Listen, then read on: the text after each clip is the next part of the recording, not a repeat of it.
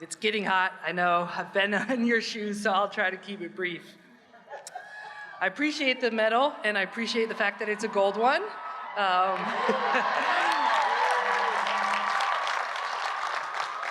In my line of work, gold is the most prized possession, but silver's not so bad as well. 16 years ago, I sat in a chair much like the one you're sitting in now at my own GW graduation ceremony, and as I recall, much like a day like today. On that day, or frankly, any day thereafter, I never dreamed that someone would ask me to be the commencement speaker on this very stage. But I did, at that time, perhaps like you do today, have dreams of what I wanted to do with the rest of my life. Today, I'd like to tell you 3 stories of what has happened since then, each of which I believe played a huge role in bringing me here right now. The first is about failure. I was the first ever softball recruit for the GW softball program. I went on to play professionally and dreamed of being part of the 2008 U.S. Olympic softball team. As I sat at my graduation, just like you are right now, that was the first big thing on my still forming life to-do list, and it was highlighted with lots of stars. Fortunately for me, though I didn't see it at the time, I failed. I had what can only be called the worst tryout in the history of tryouts. To my shock and disappointment, I didn't make that team. And just to really rub some salt in my wound, it had been announced that in 2008 would be the last time softball would be a part of the Olympic Games. So not only had I failed, but there would be no second chances.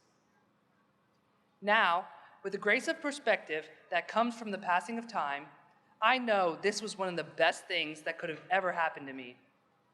It forced me to pivot to a new dream, refocus, and prepare more vigilantly than ever before. Had I not failed on that day, it's a virtual certainty that this girl, who was born in California, raised and still lives in Atlanta, would have never found the inside of a bobsled. This will be a hard thing for you to keep in mind when it's happening to you, so it's worth giving it a little thought when it's not. As you leave here today to pursue your own items on your life's to-do list, especially the big ones, you will fail. That is a virtual certainty. But that might be the best thing that ever happens to you. My next story is about women drivers and Taylor Swift. Stay with me, stay with me. Bobsledding dates back to the late 1800s. For many years, there were 2 events, a 4-man competition and a 2-man competition. And as those names suggest, it was only for men.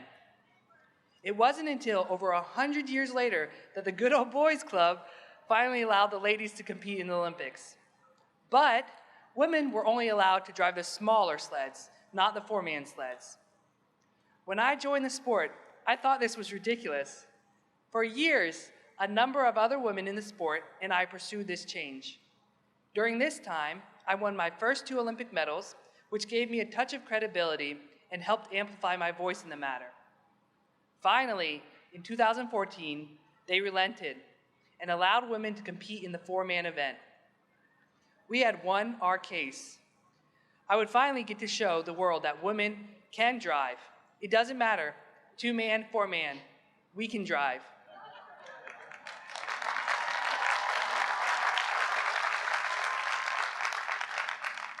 Unfortunately for me, I couldn't get 3 men from the entire U.S. bobsled program to agree to push me.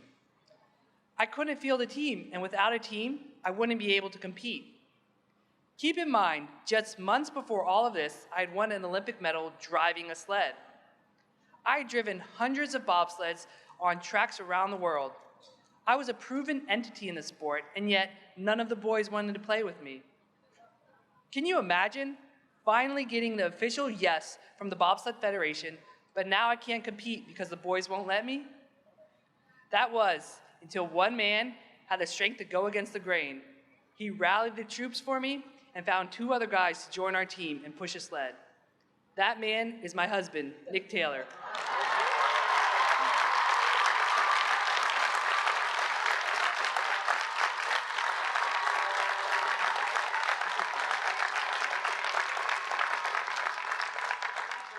whose birthday is also this weekend, so I know we've got a few birthdays going on. Nick warned me that many of my competitors had no interest in competing against a woman, and they would make that abundantly clear every chance they got. And boy, was he right. On race day, in the warm-up area, I heard some of the most vile, racist, and sexist comments you can ever imagine, said to intimidate me. So I did what I could to block it all out. I closed my eyes, put on my headphones, and blasted Taylor Swift. Because who could possibly be a better anti-venom for a room full of jacked up, testosterone-failed dudes than Taylor Swift, right? And she was telling me, clear as day, to shake it off. So that's exactly what I did. I went out to the starting line, singing the song in my head, and not only did a woman race a four-man sled, but I became the first American woman to make the U.S. men's national team.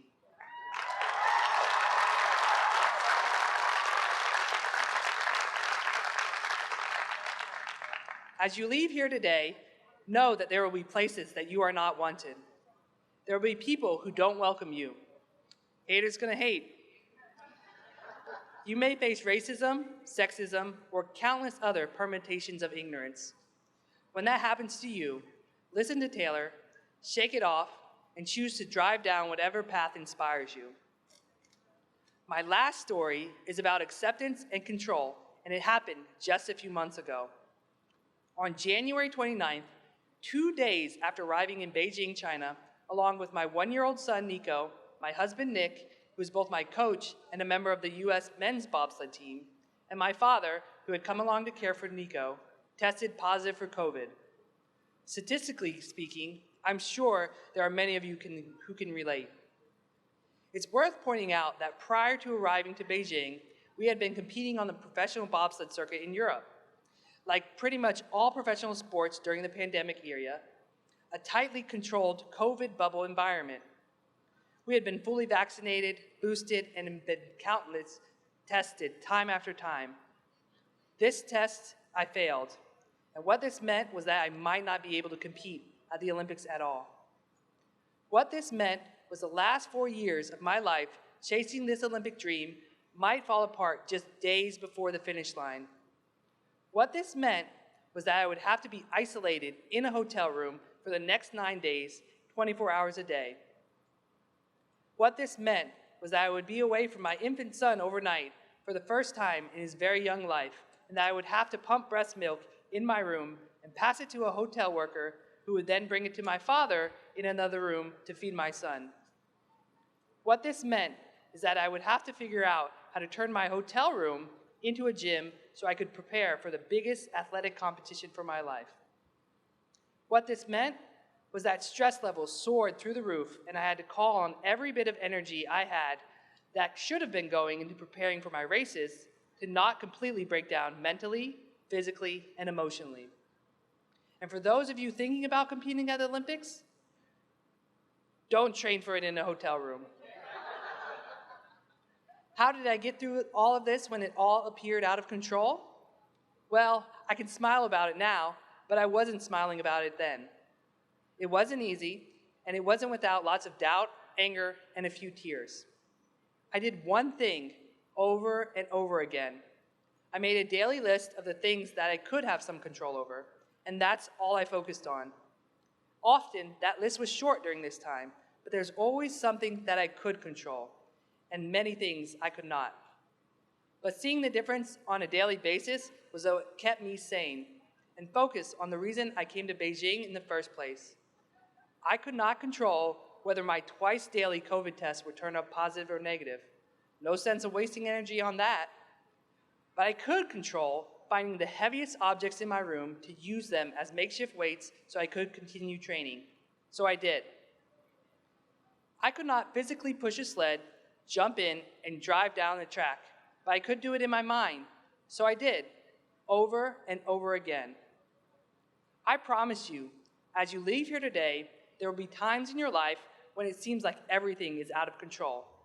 But that is never truly the case. There are often times when you cannot control what happens to you, but you always get to choose how you react to whatever comes your way. I got out of that hotel room just in time to compete in Beijing, and a few days later, I won this medal.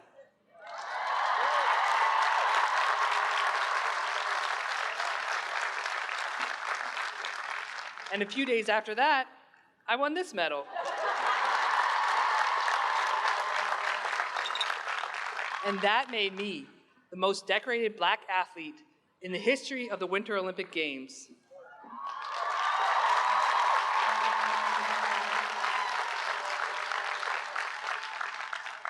All of this happened because I failed. It happened because I was able to shake off those who wanted to distract me.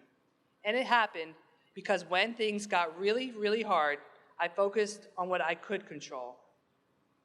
Each of those things is a part of the recipe for resilience, of the ability to get back up, dust yourself off, and find another way. You may not realize it yet, but you are already among the most resilient people in the history of education. You have figured out a way to get here, to today, despite a global pandemic that literally upset the entire world. Never before have students been tested in the same way that you have. Classes suspended, going virtual, going hybrid, masks, testing, vaccines. You navigated it all, on top of everything else expected of college students under normal circumstances to get to today. An honor that you have earned, hard-earned, and for that, I congratulate you.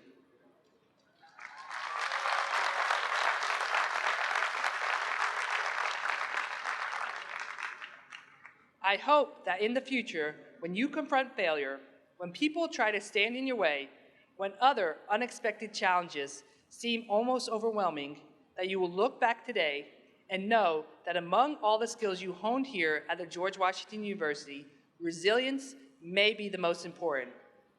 I hope you will use it to create your own medal-worthy moments. Thank you, and congratulations to the class of 2022. Raise high.